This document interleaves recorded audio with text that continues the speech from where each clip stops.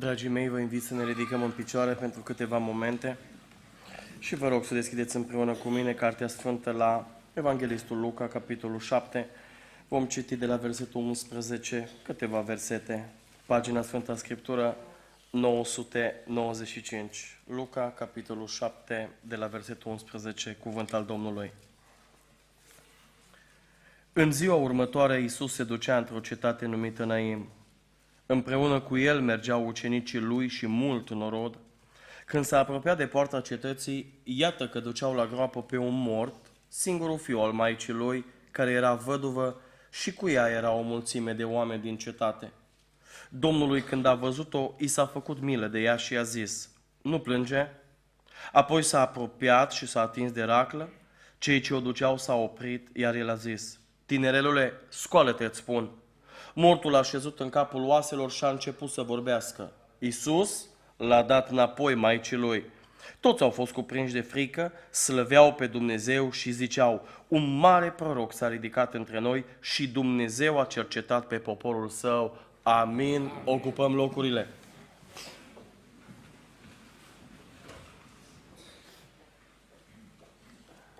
Slăvit să fie Domnul! Dragii mei, stăteam aici pe bancă și mă gândeam, e prima slujire pe care o fac anul acesta după o săptămână de boală, o săptămână de evangelizări anulate. M-am rugat aici pentru mesajul din seara aceasta, am fost atent la Duhul Sfânt, ceea ce s-a cântat, ceea ce s-a predicat, ceea ce s-a îndemnat poporul înaintea mea și cred un singur lucru: Domnul în mijlocul nostru, binecuvântat să fie numele Lui. S-a vorbit în seara asta, scumpii mei, de binecuvântare. Și așa de mult binecuvântarea asta m-a străpuns și atât am opus pe gânduri aici stând lângă dumneavoastră, pentru că în seara asta vreau să vă vorbesc de cea mai mare și cea mai frumoasă binecuvântare. Vedeți, dragii mei, vreau să vă arăt așa fizic vorbind, când ai nevoie, da, sau când ți-i frec. Binecuvântarea atunci când ți-i frec. Știi ce e? O haină.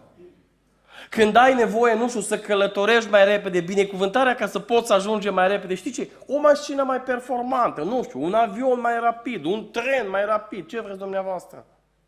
Există binecuvântări și nouă ne plac binecuvântările și vorbea sora Amalia de binecuvântări fizice pe care Dumnezeu le dă, slăvit să fie Domnul.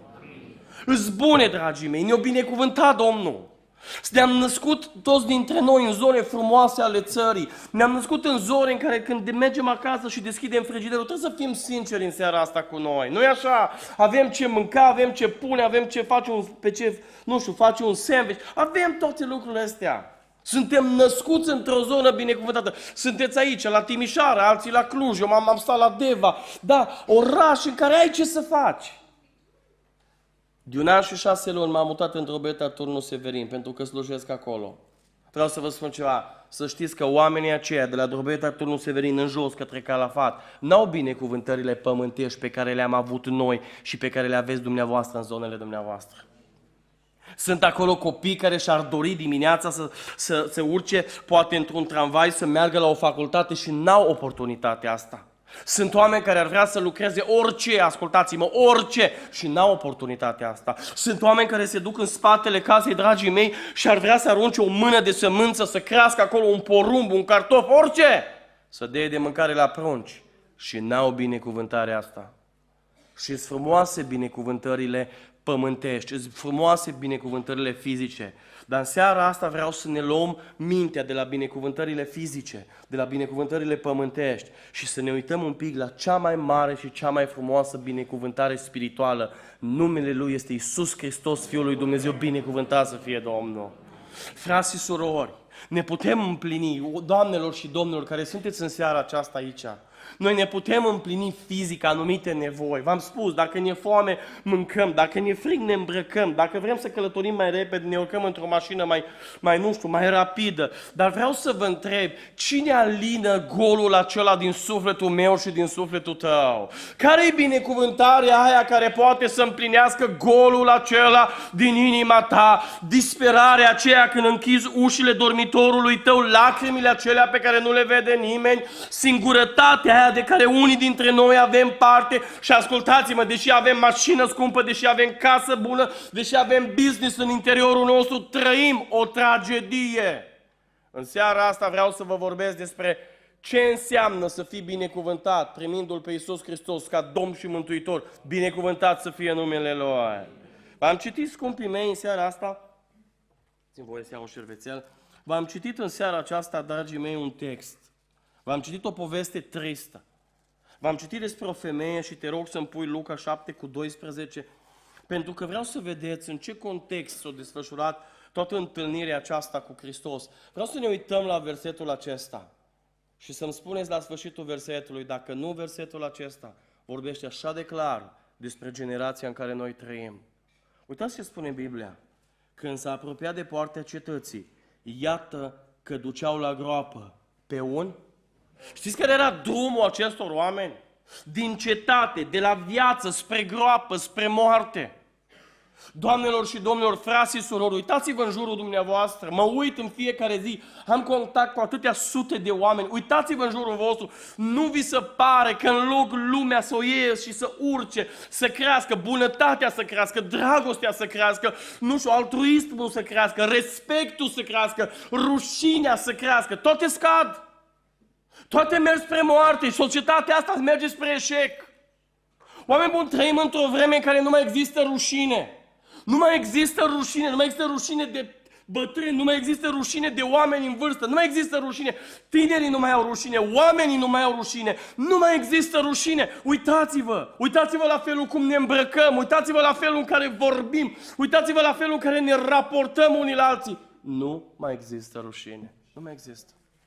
Aduceți-vă aminte, frați și surori, că erați tineri, mulți dintre dumneavoastră. Acum eu nu sunt chiar așa bătrân, m-am născut în 84. Dar vă spun ceva, mi-aduc aminte că la 16 ani, spre 17 ani, m-a pupat prima fată la un joc pe obraz și am fugit acasă și 2 zile n-am ieșit din casă. La 18 ani, mulți dintre dumneavoastră încă vă jucați elastic în fața blocului, în fața casei, nu-i așa?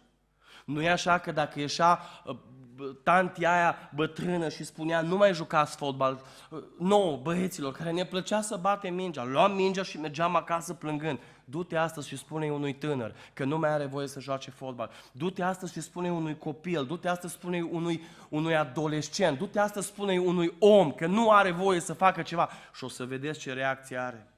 Pentru că societatea asta, frați și surori, Biblia vorbește despre ea, se duce în jos, se duce la vale. Vreau să spun ceva, trebuie să fim sinceri. Nu numai societatea se duce la vale, nu e așa că mulți și dintre noi, dintre creștini, în loc să urcăm, în loc să ne zidim, în loc să creștem, foarte mulți dintre noi am scăzut. Nu e așa că trăim o generație în care merge oricum.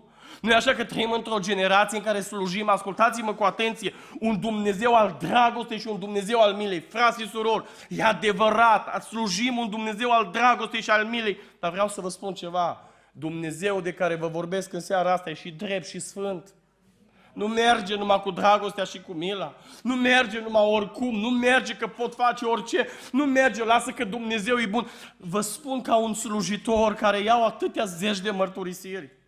Oameni buni, nu se mai vine la mărturisire cu zâmbetul pe buze, parcă ca nicio generație. Vin și râd de păcate, nu vin cu căință, nu vin cu durere, nu vin cu apăsare, pentru că e o generație, scumpii mei, care în loc să urce, coboară. Uitați-vă ce zice versetul în continuare. Și iată că duceau la groapă pe un moș, ascultați acum, singurul fiu al maicii lui. O femeie și un copil mort, între ei o prăpastie uriașă. Nu vi se pare că a reușit diavolul în generația noastră să pună o prăpastie imensă între generația tânără și generația în vârstă? Nu vi se pare? Nu vi se pare că numai înțelegerea care ar trebui să fie? Nu vi se pare că o dispărut respect, o dispărut totul? O dispărut totul. Știți care e problema? Numai oamenii care sunt luminați de Duhul lui Dumnezeu și care ajung să se întâlnească cu Dumnezeu vin și spun mai târziu, îmi pare rău de vremea când i-am comentat la maică mea, îmi pare rău de vremea când n-am petrecut zile cu tata meu, îmi pare rău când n-am stat, când nu i-am ascultat, că le-am întors vorba, îmi pare rău de lucrurile astea. Frați și surori, dar trebuie să o recunoaștem, e generația, e vremea în care este cea mai mare prăpastie între generația tânără și generația bătrână. Nu mai există înțelegerea care exista odată, nu mai există. Știți ce spune versetul în continuare? Și ascultați-mă aici. Care era văduvă și cu ea era o mulțime de oameni din cetate. Știți ce înseamnă văduvie? Știți ce înseamnă văduvă? Singură. Singură. Oameni buni, uitați-vă ce vorbește, cât de autentic vorbește versetul acesta de generația noastră. Femeia asta era văduvă, era singură. Știți care e paradoxul? Cu ea era o mulțime de oameni din cetate. Vreau să vă spun ceva și să mă fac vulnerabil în seara asta, chiar dacă se filmează. Ascultați-mă ce vă spun. Am peste 3000 de numere de telefon, în agenda de telefon la care aș putea să sun, oameni importanți. Am peste 3000 de numere. Am o grămadă de urmăritori pentru că folosesc toate motoarele astea de socializare, de social media ca să propovăduiesc Evanghelia. Ascultați-mă.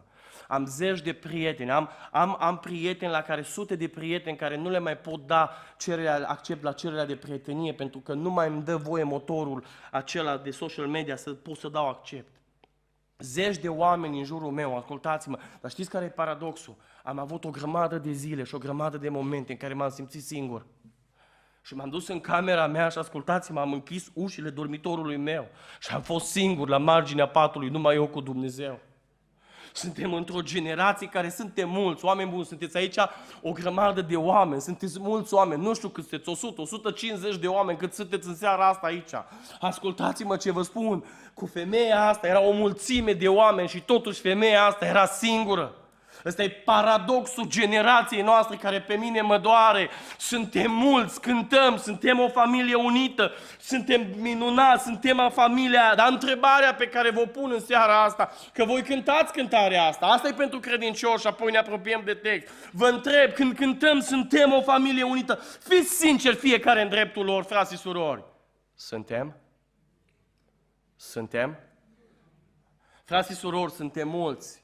Și atâta de mulți dintre noi suntem singuri. Ascultați-mă, la cât de mulți suntem, ar trebui ca niciunul dintre noi să nu mai fie singur. Niciunul dintre noi. Știți că singurătatea provoacă o durere pe care nu o puteți explica? Eu vin în biserica în care slujesc, ultimile rânduri, întotdeauna stau surorile văduve. Așa să pun ele în biserica în care slujesc. Și mă duc tot timpul și înainte de program, primul lucru pe care îl fac, vin mai repede, intenționat fac asta. Stau de vorbă cu ele și dau mâna. Avem o soră, se numește sora Anica. Sora Anica e singura pocăită din neamul ei. Și stau de vorbă cu ea și am stat de vorbă acum de o lună și ceva cu sora Anica și mi-a zis sora Anica, mi-a zis, frate Bogdan, vreau să spun un lucru. O zis, nu mă mai deranjează nimic. O zis, vreau să spun. Copilul meu nu mă mai caută, deși stă la 40 de kilometri de unde stau eu. Nepoții mei mă sună numai să vadă dacă am murit, de-abia așteaptă să-mi iei casa, pe o mărâtă de casă cu 2 camere pe care o are în Orșova. O zis, frate Bogdan, și boala asta și durerile astea trupesc, zice, nu, parcă nici nu mai le bag în seamă. Mă sună câteodată și zice, frate Bogdan, zice, am trimite de la medic, zice, nu vii cu mine la Drobeta, turnul Severin? Nu vii să mă duci, te rog frumos, până la spital. Și o zis, frate Bogdan, nu mă mai interesează de durere, nu mă mai interesează de nepoz, nu mă mai interesează de faptul că-s pregonită. Frate Bogdan, am o singură problemă pe care nu o pot depăși. Și am sora Nica care, și o zis, frate Bogdan, mă simt atât de singură. Și mă duc câteodată, ascultați-mă, în bucătăria bisericii și sunt acolo 7-8 surori care fac mâncare și o găsesc pe sora Anica, la 85 de ani aproximativ, acolo stând pe un scaun singură cu Biblia, citind din Biblie și mă întreb, sora Anica, ce face? Știți ce îmi spune? Atât de singură mă simt. Dar sora Anica, am zis, fetele astea aici, fetele astea tinere, stați de vorbă cu ea. O zis, frate Bogdan, vreau să spun ceva, mă simt singură. Asta e generația noastră, frați și surori. Asta e generația în care trăim, că vrem să o recunoaștem, că nu vrem să o recunoaștem. Asta e generația în care trăim. În generația asta, ascultați-mă, există o binecuvântare. În generația asta există o scăpare despre care o să vorbim în seara asta. În generația asta se poate face ceva, pentru că Iisus Hristos, Fiul lui Dumnezeu, de-aia a venit, ca să iei singurătatea de peste noi, gloria Lui. De-aia au venit ca să împace generația tânără cu generația bătrână, glorie lui Dumnezeu. De-aia au venit ca drumul care duce spre moarte să nu mai ducă spre moarte și o să vedem mai târziu, ci să ducă spre viață, binecuvântat să fie numele Lui. Frați și surori, într-o lume care se prăbușește, într-o lume în care nu mai știi ce să faci, într-o lume în care ți mai teamă, vă spun personal un lucru acum, când ne-am mutat din Deva în Drobeta, Turnul Severin, știți care mi-a fost cea mai mare problemă și cea mai mare frică? Am zis, Doamne, am 7 prunci, azi mâine, imediat naște al 7-lea prunc în luna aprilie, soția mea, Doamne, cum o să fie cu pruncii mei? Am plecat din Deva, grădiniță creștină, am plecat din Deva unde erau foarte mulți copii, grupe duminicale, la noi biserica e la început, acum ne formăm, acum sunt durerile nașterii, e așa de greu câteodată să te mobilezi. Am zis, Doamne, ce va fi cu copilul meu? Ce va fi cu copiii mei? Copiii mei nu o să mai poată face aia, nu o să mai poată face aia. Ce va fi cu copiii mei? Știți ce mi-a zis Duhul Sfânt? În tot ce vezi tu, cu ochiul ăsta liber, există cineva care poate binecuvânta și asta e Iisus Hristos, Fiul lui Dumnezeu. Frați și surori, într-o lume care merge la vale, în seara asta vreau să ne uităm în textul acesta și să vedem o binecuvântare cu care vreau să rămânem la sfârșit. Vreau să vă spun ceva. De ce să-L alegi pe Hristos în seara asta? De ce să-L las să fie binecuvântarea sufletului tău? În primul și în primul rând, uitați-vă ce zice versetul 13. Domnului, când a văzut-o, i s-a făcut, ziceți voi, vă rog, milă. Într-o generație în care nu mai este milă, într-o generație în care se calcă pe cadavre, într-o generație în care fiecare dă din coate să-și facă loc și să ajungă el acolo unde și-o pus în minte și în capul lui că vrea să ajungă. Frați și surori, doamnelor și domnilor, vreau să vă spun ceva. Binecuvântarea lui Iisus Hristos este că El are o milă aparte față de noi. Lăudați să fie Domnul! Mila Lui nu se compară cu mila oamenilor. Mila Lui nu arată ca mila oamenilor. Mila Lui e diferită. Mila Lui e altfel. Pentru că El este Dumnezeu binecuvântat să-i fie numele. Scumpii mei, știți cum sunt oamenii? Oamenii se vor uita la noi și trebuie să o recunoaștem. Nu e așa că oamenii ne tratează în funcție de cine suntem? Din ce clasă socială facem parte, din ce mașină ne-am dat jos, din ce portofel, cât e de gros portofelul. Oameni buni, nu-i ciudat că să merge la spălătorie. Merge omul de rând, omul care nu are, omul care, deși îi sărac, merge acolo și vrea să-și facă o roată, nu? Vrea să-și vulcanizeze o roată. Prețul întreg. Vreau să vă întreb, când merge domnul polițist, când merge domnul primar, când merge domnul doctor. Nu e așa că oamenii se uită la noi și ne cataloghează în funcție de cine suntem? Nu e așa? Nu e așa că oamenii se uită cu ochii ăștia amândoi și judecăm după ce vedem cu ochii? Judecăm după cheile de la mașină, după portofel, după bluză? Nu e așa? Frați și surori, vreau să vă spun ceva. Într-o zi, în Ioan capitolul 9, niște ucenici ai Domnului. Punem, te rog, Ioan capitolul 9 cu versetul 2 în jos. Vreau să vă citesc ceva. Uitați-vă ce zice Biblia despre niște ucenici al Domnului. Oameni buni, ucenicii ăștia erau oameni credincioși, erau oameni care umblau cu Hristos, erau oameni care mergeau cu Hristos. Într-o zi s-au uitat la un orb, s-au uitat la el, au început judecățile de la nivelul ochilor, după cum era, după cum arăta. Știți ce întreabă oamenii ăștia? Învățătorule, păi dar noi știm cine, l-am scanat, ne-am uitat la el, deja noi știm cine a păcătuit. Omul acesta, zice, sau părinții lui de s-a născut orb. Iisus i-a răspuns și ascultați acum. N-a păcătuit nici omul acesta, nici părinții lui, ci s-a născut așa să se arate în el lucrările lui Dumnezeu. Frați și surori, știți ce mi-am dat seama? Mi-am dat seama că atunci când începem noi și judecăm în funcție de ceea ce vedem, judecăm în funcție de ceea ce ni se pare nouă ca și oameni buni, știți ce știm? Nu știm nimic. Așa de ușor să vorbim unii de alții, așa de ușor putem vorbi de ce a murit la cineva drag, de ce trece prin ce trece, de ce a trecut prin boală. Știți că prietenii lui Iov au venit într-o zi la Iov și au zis, bă Iov, dar noi știm de ce treci pe aici. Dar noi cunoaștem, vreau să vă întreb, știau ceva? Nu știau nimic, oameni buni. Așa de ușor ne este să ne dăm cu părerea, atât de repede ne dăm cu părerea. Vreau să vă spun ceva. Nu știu dacă ați văzut vreodată în birou pastoral, slujitorii o să înțeleagă ce spun acum. O mamă disperată a cărui prunc sau căror prunci au plecat în lume și nu mai au parte de biserică. Nu știu dacă ați văzut vreodată. Nu știu dacă ați văzut vreodată un tată disperat cu mâinile în păr, în fața unui birou pastoral, urlând și zbierând, întrebând, frate Bogdan, de ce mi se întâmplă lucrurile acestea? Știți ce ușor ne dăm cu părerea? Știți ce ușor ne uităm? Ce-mi da, mă, lasă că știu eu de ce e așa. Am mers ani de zile cu unul dintre acordeoniștii din Deva, am mers în misiune. Și la un moment dat, omul acesta cu 5 ani de zile în urmă, m-am întâlnit cu el în parcarea unui supermarket și mi-a zis, frate Bogdan, zice, vreau să te rog ceva, zice. Nu pot vorbi cu oricine, dar vreau să te rog, te simt aproape, zice, de mine. O zis, o mai știi pe fata mea cea mare, care a făcut 18 ani acum câteva luni, o știu. O zis, frate Bogdan, n-am avut curajul să spun la nimeni. 18 ani în satul de lângă Deva unde au crescut, o zis. O ieșit din casă și 10 metri a intrat în adunare. O spus poezie, o cânta, zice. Și la 18 ani mi-a trântit ușa în față. S-a înhăitat, zice, cu un băiat care n-are treabă cu Dumnezeu. Și au fugit amândoi în Germania. O zis, frate Bogdan, dar nu asta. În dimineața asta m-a sunat băiatul de la spital.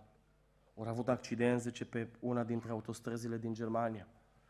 Și ea trebuie, cred că, să fie operată, zice, la coloană, s-ar putea să rămână paralizată.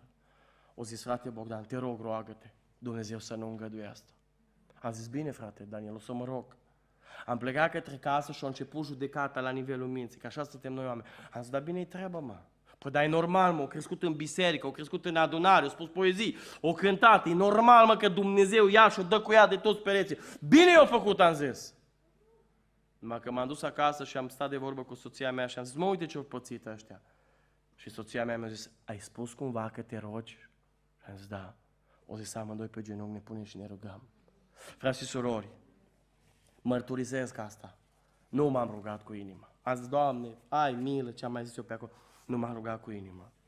3 săptămâni mai târziu, m-am întâlnit din nou în aceeași parcare, la același supermarket, el lucra acolo. Și nu mă-l văd că flutură din mâini, frate Bogdan, vine, mă ia în brațe, mă pupă. Și ce vreau să spun ceva, urma să te sun. Nu-i jumate de oră de când am primit telefon, zice. Fetița mea, zice, a fost externată. I s-a pus, zice, un corset, îl va purta câteva luni de zile. Și n-are nevoie de operație. Și vreau să-ți mai spun ceva, frate Bogdan, și pe picioarele ei. Și eu am zis, slavă Domnului, așa cu jumătate de gură. Dar el nu se putea oprea din plâns. Și au zis, frate Bogdan, pe masa spitalului acolo, fetița mea se ruga și spunea, Doamne, dacă mă scapi, mă întorc la tine cu toată inima. De 5 ani de zile fata asta s-a întors la Dumnezeu, s-a căsătorit, i-am predicat la binecuvântare și o fetiță astăzi, o fată, pentru că e deja mare, are 23 de ani, merge la biserică și îl iubește pe Dumnezeu. Pentru că, oameni buni, suntem tentați să ne judecăm unii pe alții, suntem tentați să ne spunem unii altora. Ascultați-mă ce vă spun în seara asta, cel care are milă adevărată este Dumnezeu, Iisus Hristos, Fiul Lui. Oameni buni, se vor uita oamenii la noi, se vor însoți, ne vor judeca, vor spune așa despre noi. Ce vreau să vă spun în seara asta și ce vreau să vă ancorați, că cea mai frumoasă binecuvântare, ascultați-mă, e că atunci când Dumnezeu se apropie de tine, are milă de tine, binecuvântat să-i fie numele. De ce să-L alegi în seara asta? Pentru că El are milă. Pentru că slujesc un Dumnezeu despre care vă pot spune cu mâna ridicată că a fost acolo lângă mine când am fost singur, că a fost acolo când oamenii nu au mai dat 2 bani pe mine, că a fost lângă mine acolo când am avut nevoie, când nu a fost nimeni, ascultați-mă, și când oamenii au zis, bine-i trebuie, știți cine a fost? El, binecuvântat să-i fie numele. În seara asta vreau să vă spun ceva. Lăsați judecățile, lăsați ceea ce vedem noi cu ochii și haideți în seara asta și noi ca și frați și surori să semănăm cu El. Știți ce am spus după experiența asta? Am spus, Doamne, mă voi schimba. Nu m-am schimbat și o mai trebuie să trec o experiență. Eu 3 ani de zile împărtășesc și asta cu voi și apoi trec la următorul punct. Am dus la o evangelizare undeva la un cor și pe rândul surorilor a 3-a bancă. Era o soră așa la vreo 30 de ani, toată predica nu m-a sufățăit. Am zis, Doamne, vă spun, nu m-am ispitit, toată predica, am zis, nu, când se gata predica, numai Dumnezeu Sfântul, dacă mă mai ține, că eu să-i spun. Așa am spus eu atunci, în mintea mea. M-am uitat la ea să fățea, nu stătea, când pe o parte, când pe alta, când se ridica, când se punea în jos. Am zis, bă, Doamne, dar ce-i cu ea? Am vrut să zic de la amvon. Păi am zis, mă, lasă că nu o fac de rușine de la amvon, lasă că la sfârșit mă duc și spun. Și m-am pus la sfârșit undeva lângă amvon și a venit ea la mine. Și de-abia aștepta să-i spun. Și a venit și a zis, domnul Bogdan, vreau să vă întreb ceva. Am 29 de ani, a zis, Am 2 copii și sunt căsătorit cu un om foarte rău în satul acesta unde s-a făcut evangelizare. Frații știu, eu am început să merg la biserică și m-am îndrăgostit de Dumnezeu. O zis, frate Bogdan, eu ca să vin la biserică trebuie să stau să mă bată soțul. Și și-o desfăcut mânecile amândouă și le-o ridicat până sus. Și era numai rând și numai carne vie. Și-o zis, nici nu pot să stau într-un loc, așa mă doare. Dacă vreau să merg la biserică, soțul trebuie să mă bată. Oameni buni, nu e așa că ne grăbim să aruncăm cu piatră? Nu e așa că ne grăbim să spunem una și alta? În seara asta mă rog ceva, haideți să semănăm cu El. El are milă. El putea să spună, bă, dar asta e văduvă, dar ce-i cu ea? De ce i-a murit copilul? Bine s-a întâmplat că i-a murit copilul. Nu, spune, când s-a apropiat de ea, ascultați-mă, Domnului i s-a făcut milă de ea, binecuvântat să fie Domnul. 2. Ce înseamnă să fii binecuvântat de Iisus? 1. El are milă de tine. 2. Uitați-vă ce zice versetul 14. Apoi, zice Biblia, s-a apropiat și s-a atins de raclă. Vreau să vă imaginați ceva, doamnelor și domnilor, frați și surori. Vreau să vă imaginați un lucru. Gândiți-vă, vă rog frumos, cât puteți să-L percepem noi pe Dumnezeu, cât putem noi. Gândiți-vă, vă rog frumos, la Dumnezeu. Stă undeva, cum ne imaginăm noi, pe tronul Lui de domnie, în al 3-lea cer bănuim noi după ceea ce spune Scriptura. Are acolo miliarde de îngeri care Îl slujesc. Oameni buni, vreau să vă spun ceva despre Dumnezeu. Dumnezeu n-are nevoie de slava pe care o dăm noi. El este slava în El însuși, binecuvântat să fie El. El ar putea trăi fără slava pe care o dăm noi în cântare, în cuvânt, în închinare. El ar putea trăi fără niciun fel de probleme, fără slava aceasta pe care noi o dăm. Ascultați-vă ce vă spun.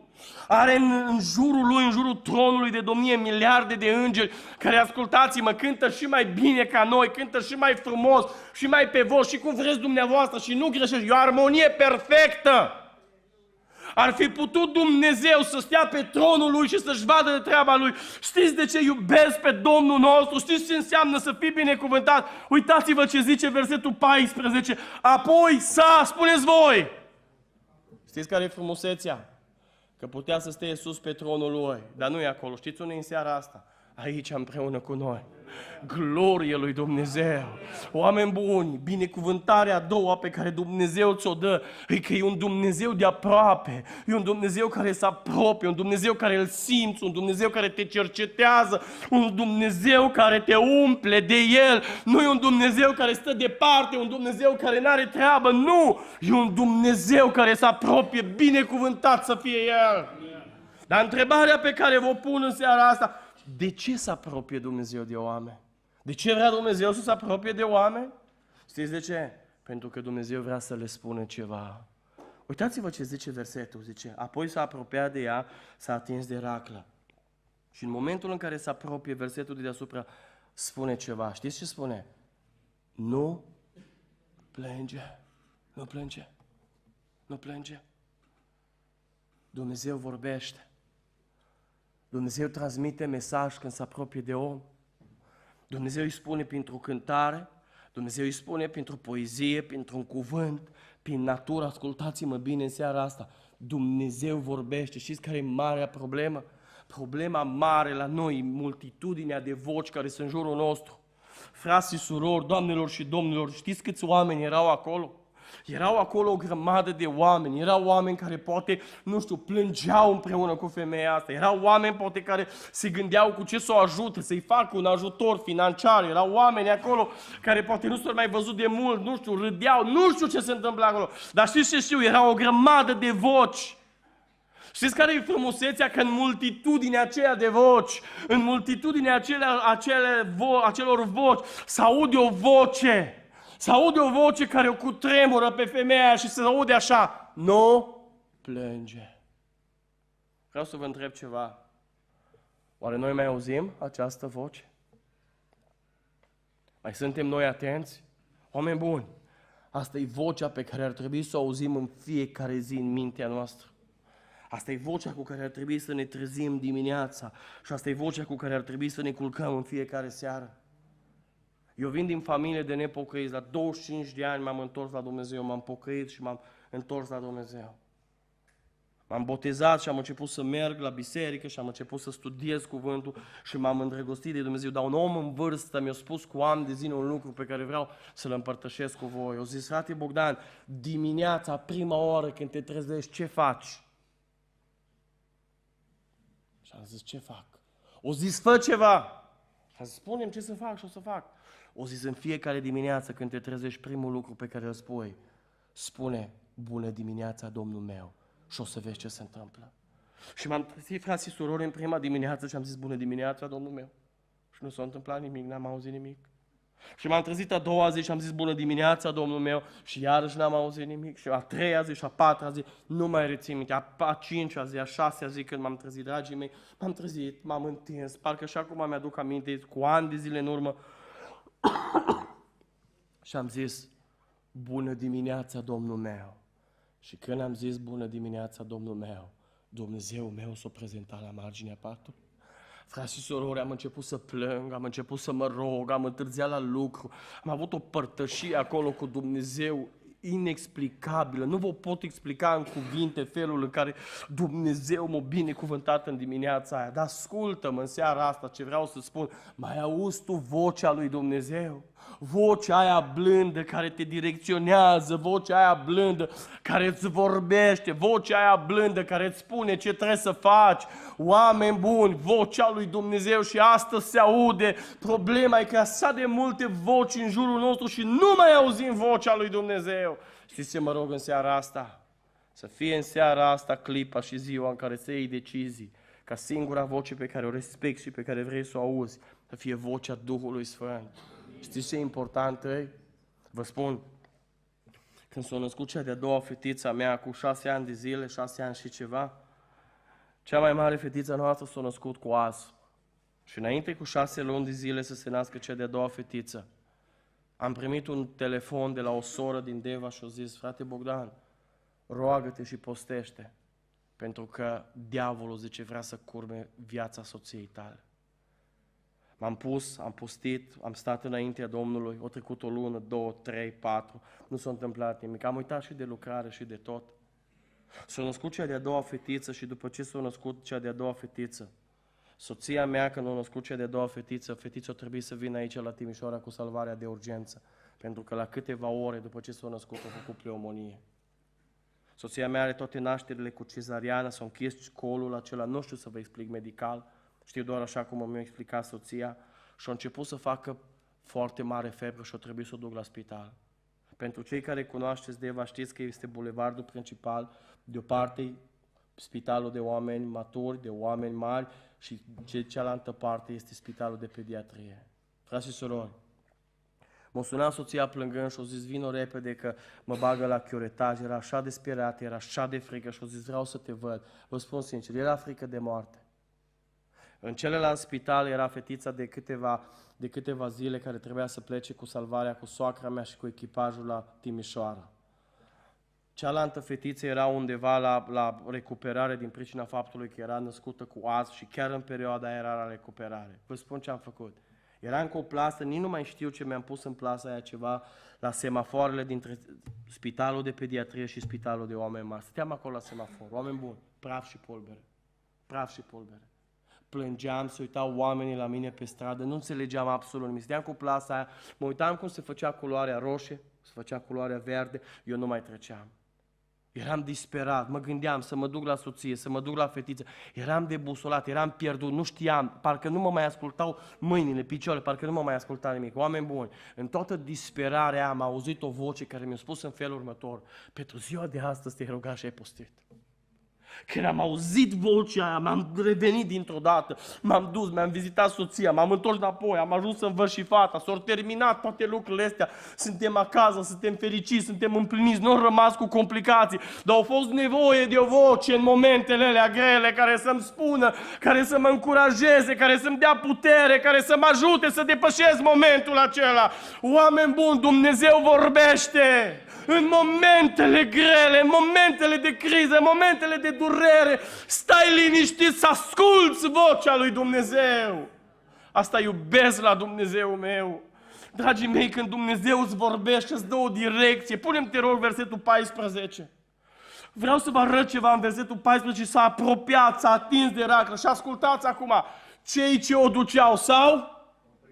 Știți care e marea problemă a generației noastre? Că nu ne mai oprim, frați și surori, noi avem drumul nostru, noi avem calea noastră, noi le știm pe ale noastre, nu ne mai poate spune nimeni nimic, nu ne mai poate scoate nimeni din confortul nostru. Știți ce puteau spune oamenii ăștia?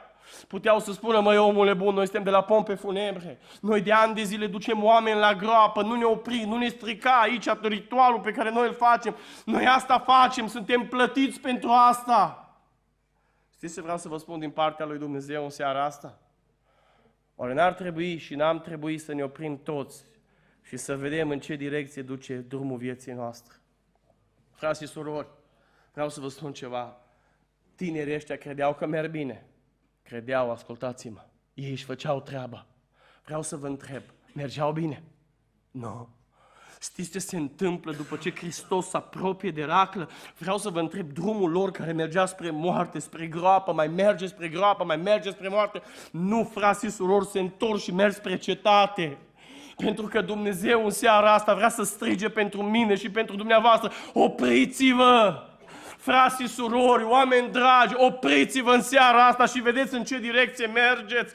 Vedeți dacă umblarea, dacă viața voastră merge spre viață, dacă drumul pe care mergeți merge spre Dumnezeu, dacă ceea ce faceți vă apropie de împărăția lui Dumnezeu. Oameni buni, dacă nu, opriți-vă în seara asta.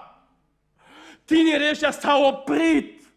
N-au făcut pe încăpățânații, n-au spus, las că știm noi, las că noi știm cum. Nu, oameni buni! Haideți în seara asta să ne oprim și să-i spunem Creatorului în felul următor, Doamne, pe ce drum ai vrea să merg începând de azi înainte? Oameni buni, ascultați-mă, cel mai binecuvântat drum nu-i drumul care mi se pare mie că merge bine. Cel mai binecuvântat nu-i drumul pe care eu mă simt cel mai sigur. Cel mai binecuvântat drum nu-i drumul ăla pe care l-am făcut de 100 de ori și cred că e bun, ascultați-mă, cel mai binecuvântat drum e drumul alături de Iisus, lăudat să fie numele Domnului. În seara asta uită-te dacă pașii tăi calcă pe urmele Domnului Iisus. Pentru că a doua binecuvântare despre care v-am vorbit în seara asta e că slujim un Dumnezeu de aproape, un Dumnezeu care deschide brațele, un Dumnezeu care se apropie, care îți vorbește, un Dumnezeu care dacă mergi greșit vrea să te întoarcă și să te ducă pe drumul vieții. Binecuvântat să fie Domnul! Ultimul lucru despre care vreau să vă vorbesc. Nu numai că Dumnezeu are milă de noi ca binecuvântare, nu numai că Dumnezeu se apropie de noi ca binecuvântare, cea mai mare binecuvântare, știți care e? Că numai Dumnezeu poate să dea adevărata viață. Vreau să vă întreb, ce-au putut face oamenii pentru femeia aceasta?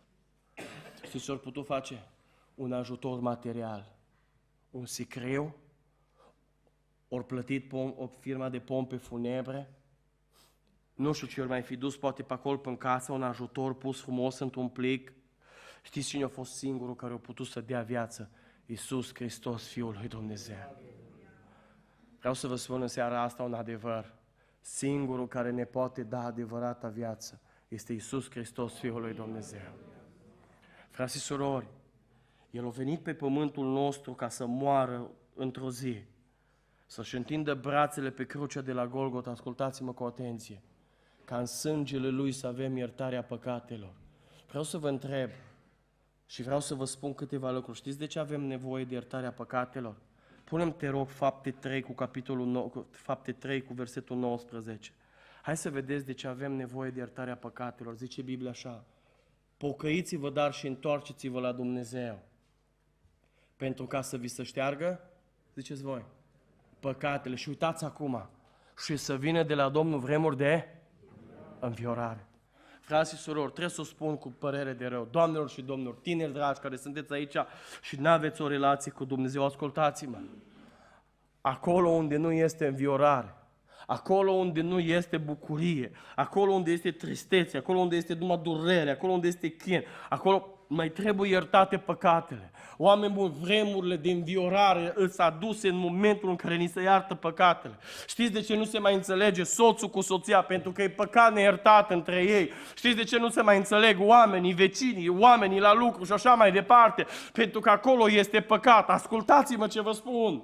În seara asta avem nevoie de iertarea păcatelor ca să ni se șteargă vina păcatului și să vină de la Domnul vremurile de înviorare. Știți care e cea mai mare tragedie? Asta pentru pocăiți acum, un pic pentru cei credincioși. Știți care e cea mai mare durere a vieții mele? Și am trecut pe acolo, și am mers pe acolo și o să vă spun o mărturie personală. Oameni buni, să vii în adunare, să stai în adunare, să-l vezi pe cel din stânga, din dreapta, că cântă, că ridică mâinile, că se bucură la cântare și ascultă-mă, tu să fii piatră, tu să nu simți nimic.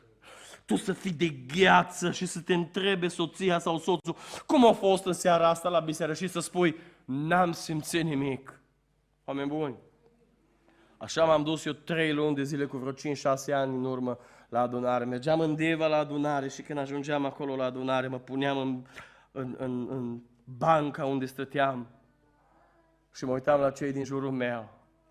Și se ridica fratele la învon și spunea, Domnul e aici. Și biserica clocotea și intra în rugăciune și ascultați-mă, eu nu simțeam nimic. Într-o zi, într-o joi, mi-aduc aminte, primesc un telefon de un număr de pe Austria, fracea Domnului, fratele Bogdan, da, fratele Bogdan, frate Bogdan, zice, am avut un vis cu dumneavoastră.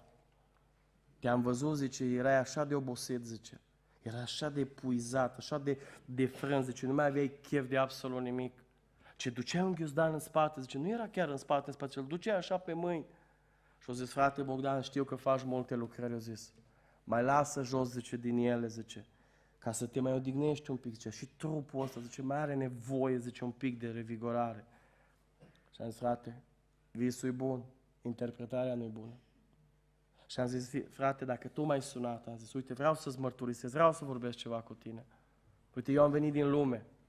Și după ce m-am pocăit, eu m-am pocăit de frică, m-am pocăit din pricina atacurilor demonice și din pricina lucrurilor care veneau peste mine. Și m-am dus într-o biserică de pocăiți și m-am dus acolo și am zis și eu, dacă există Dumnezeu, să mă scape.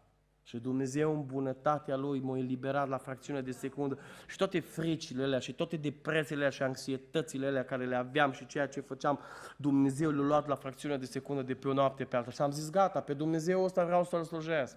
Și am zis, frate, m-am dus și m-am botezat, era botez repede, nu mă cunoștea nimeni. Zice, m-am trezit în biserică, zic, n-am făcut păcate grele, singurul lucru pe care n-am avut curajul să-l mărturisesc și mi-a fost rușine. Uite, am ajuns să predic Evanghelia, cum să spun acum, după ce m-am botezat, până m-a botezat Domnul cu Duhul Sfânt, zic, am mai fost în locuri în care n-ar fi trebuit să intru, n-am băut, n-am fumat, dar n-aveam ce căuta, am zis, la orele târzii acolo.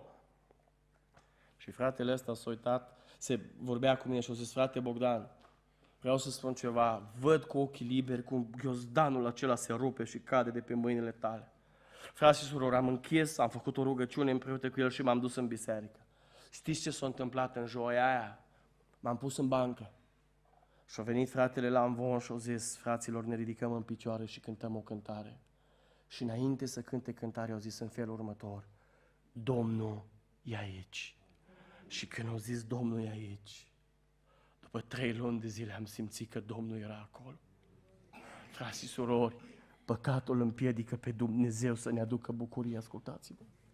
Păcatul împiedică pe Dumnezeu, pune un zid de despărțire între Dumnezeu și noi, să ne mai putem bucura, să ne mai putem simți pe Duhul Sfânt. Știți de ce venim la biserică? Nu că nu avem ce face acasă, nu ca să mai pierdem 2 ore, frați și surori. Noi venim aici pentru că vrem să ne întâlnim cu Domnul. E frumoasă părtășia acasă, e frumoasă părtășia în intimitate, eu cu Dumnezeu, dar e frumoasă părtășia în familia Domnului.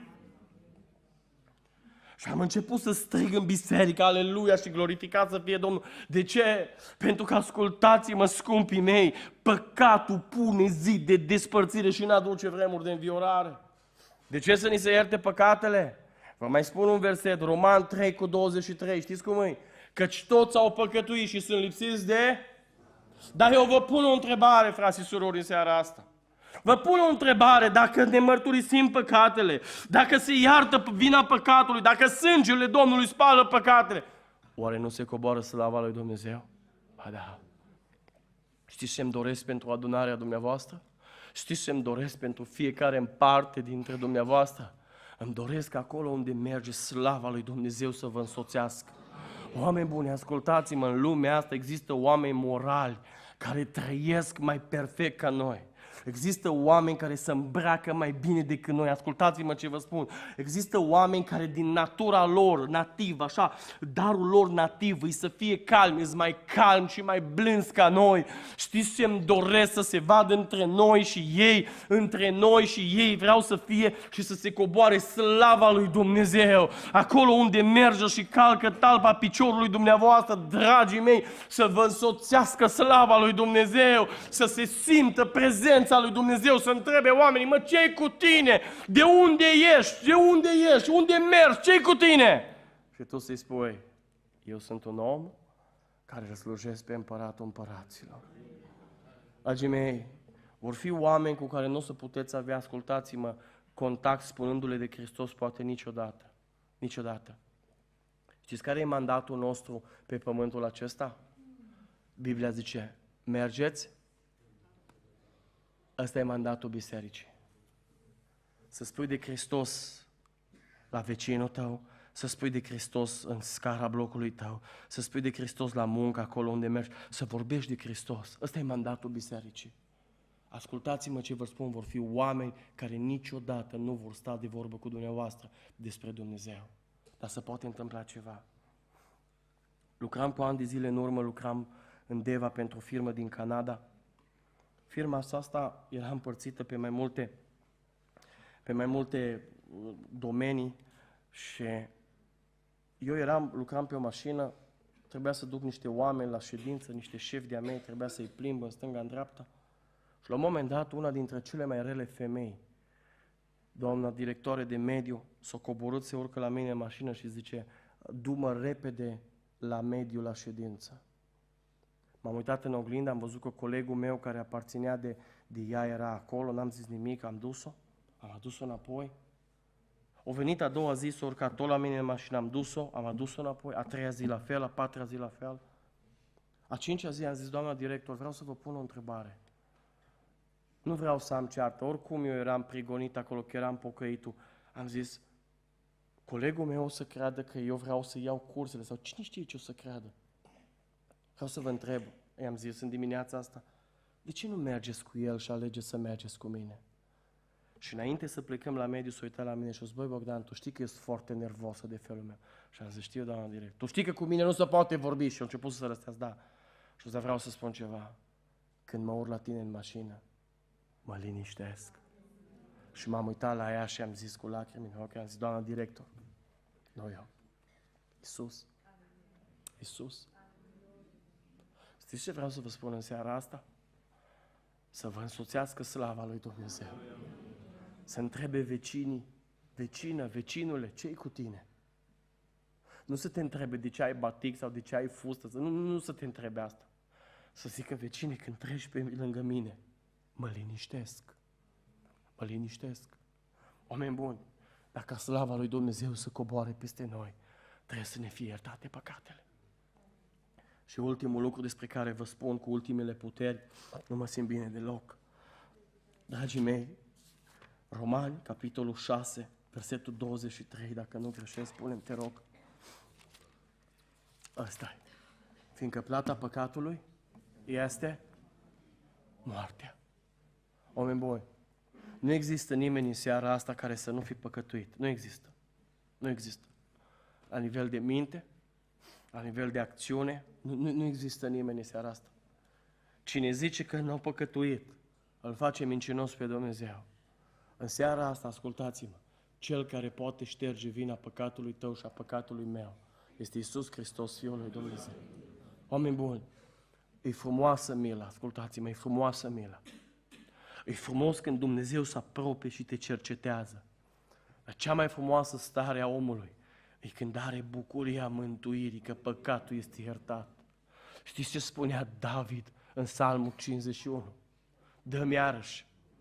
Pentru că, Doamne, când păcatul e acolo, când păcatul e nemărturisit, când păcatul este neiertat, golul acela din sufletul meu persistă, bolovanul acela pe care îl simțiți unii dintre voi la nivelul pieptului nu pleacă.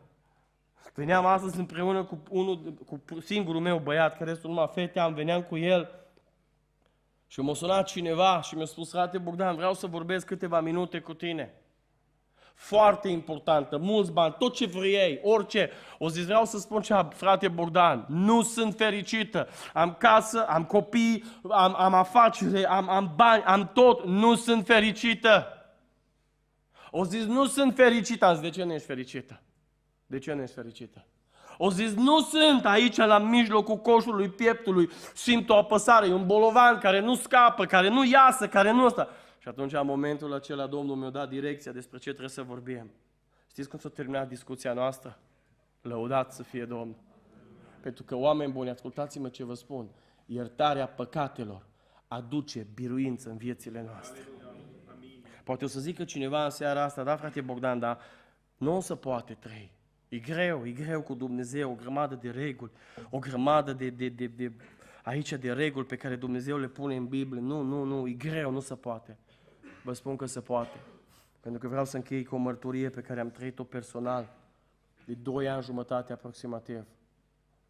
M-a sunat de lângă Craiova, am voie să vă dau toate datele acestea. O fetiță de 14 ani pe nume Raluca. Și au zis, frate Bogdan, zice, eu m-am pocăit, sunt singura pocăită din familia mea. Am început în satul în care merg. În satul acesta, zice, și m-am început să merg la adunarea din loc. Și au zis, frate Bogdan, eu am înțeles ceva. Eu am înțeles că Iisus Hristos iartă păcatele și nu numai că iartă păcatele, te ajută să trăiești curat.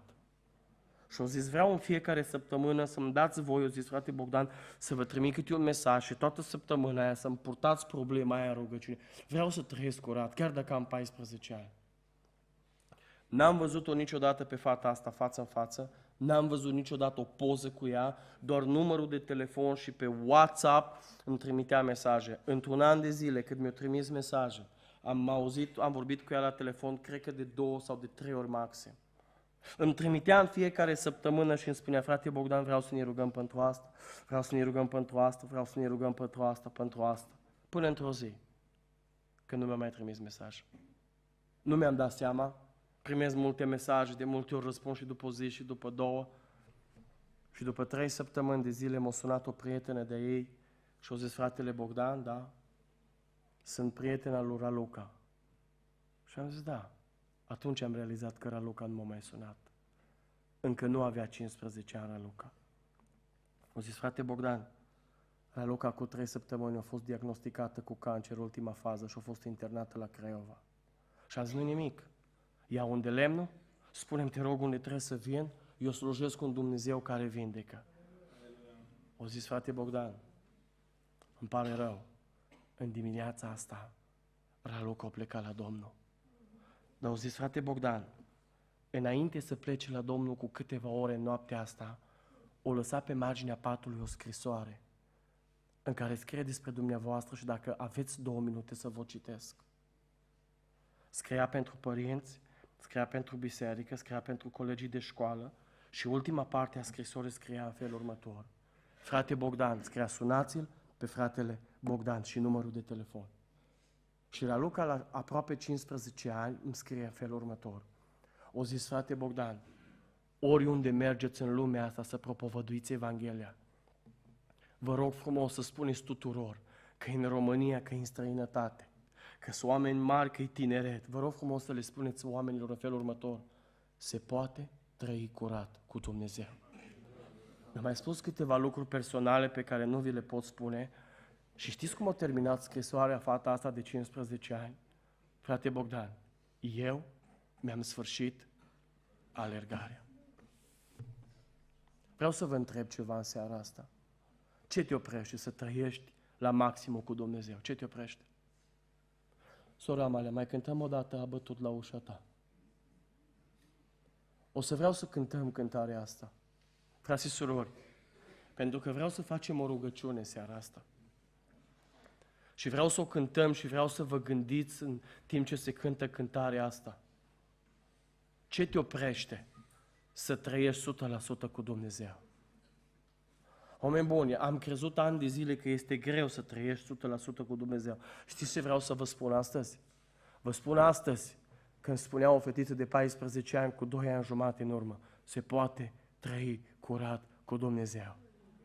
Hristos în seara asta e aici cu noi. De ce? ca să ne aibă milă de noi. Hristos s-a coborât în seara asta și e un Dumnezeu de aproape. Nu e un om, nu e un neam, nu e cineva care doar îți dă un telefon de la câteva sute de kilometri. Oameni buni, te ține în brațe în fiecare dimineață. Îl simți în fiecare seară când te pui. Când te pui în pat seara, spui, Doamne, mi încredințez în brațele Tale sufletul și trupul acesta. Dă-mi o dignă noaptea asta și îl simți acolo. Știți care e cea mai frumoasă parte a Domnului? Că sângele Lui și astăzi iartă păcatul. Ne ridicăm în picioare. Ne ridicăm în picioare și o să cântăm cântarea asta. Dragii mei, în seara asta, înainte să facem rugăciunea și să intrăm în rugăciune, pentru că la sfârșitul cântării o să vreau să intrăm în rugăciune, vreau să te gândești la viața ta, vreau să te gândești la drumul pe care mergi. Oameni buni, cu toată puterea pe care eu mai am în seara asta fizic, vreau să te rog ceva în seara asta. Nu-L lăsa pe Hristos să bată la ușa inimii tale și să nu o deschizi.